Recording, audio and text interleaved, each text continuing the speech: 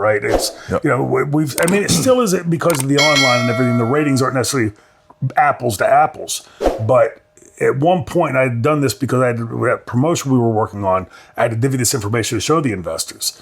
And when I came to the number, I'm thinking, that can't be right. I'm screwing something up. I'm adding a 10 somewhere.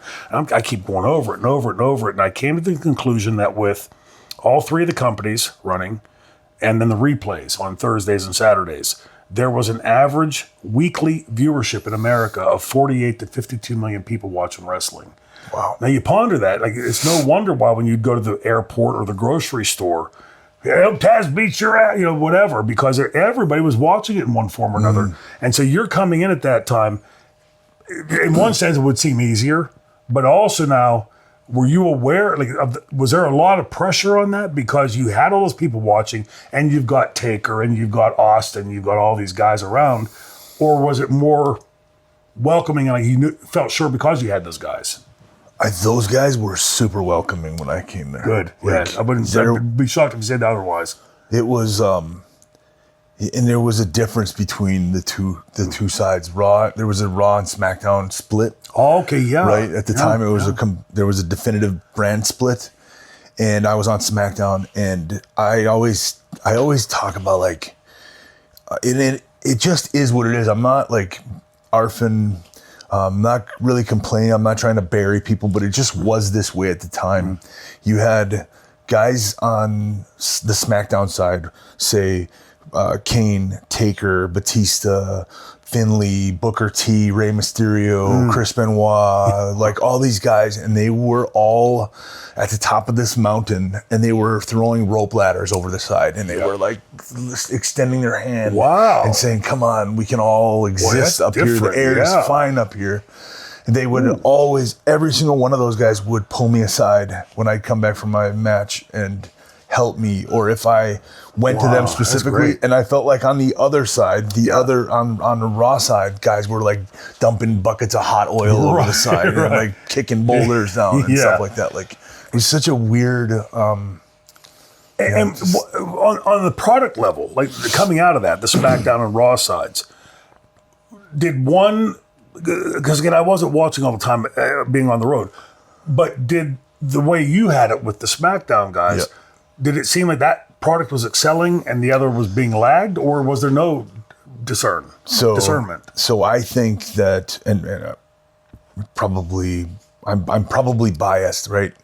Because I was there, but I felt like Raw was definitely the flagship show. It was definitely the A show from a business standpoint, from a Vince standpoint, and SmackDown was the B show.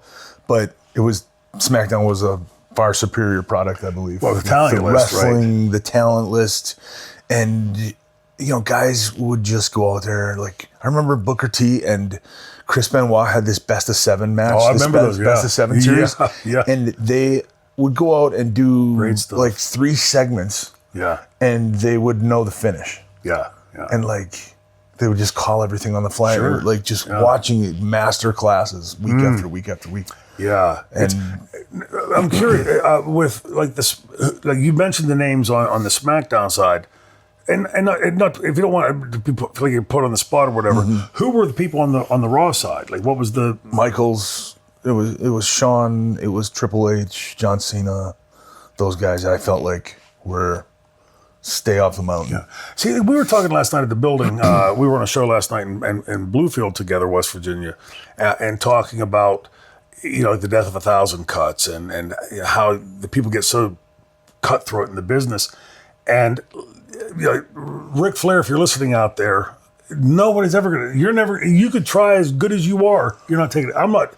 Us together ain't taking a spot. Yeah. So it always amazes me when I see that. What I call the politics in the business was like cancer. Help each other. That was the difference I saw in ECW. From the beginning, everybody was it's like a family. Supporting each other. And my God, was it fun. Everybody too, right? Yes, and nobody was going, I'm going to the Shane spot or whatever. We were all in our spots, and I was going to be here, and I'd be here, and it just kept going like that. But it was such a refreshing approach to the business. Did SmackDown feel like that? And would you often get the opportunity, or would you ever get the opportunity to be on the Raw? Yeah, it was definitely like that. and then there were times where we would have to do like a crossover thing where the SmackDown guys would invade Raw for something. Yeah. I remember it was like SummerSlam where a bunch of SmackDown guys came over and interfered in some match. Right.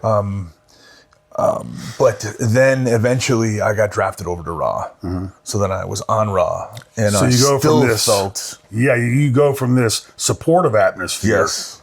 Yeah. And like a rocket ship to now. And then I felt like, I remember I worked with, I had no problems working with all these guys. Sure.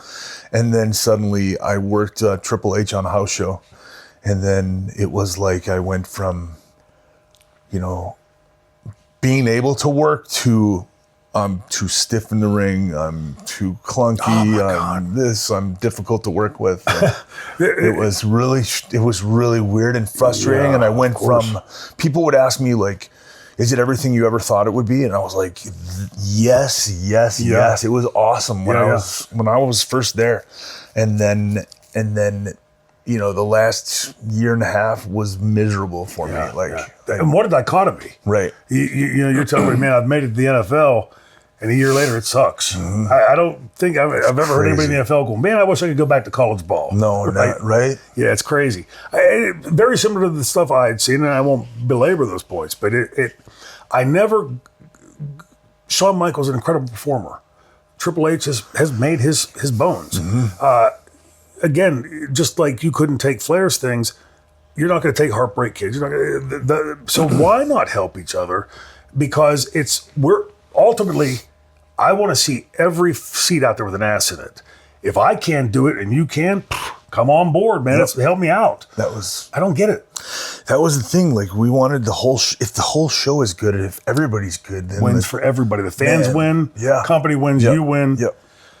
So then we can all go out and hang out afterwards and get drunk, and which is how it's supposed to be, right? Yeah. That was the biggest letdown to me. Like all this time I'm training with Dominic through college, and I'm hearing the stories and the camaraderie of how, like, when Bruno broke his neck, Dominic was going to take him to the airport.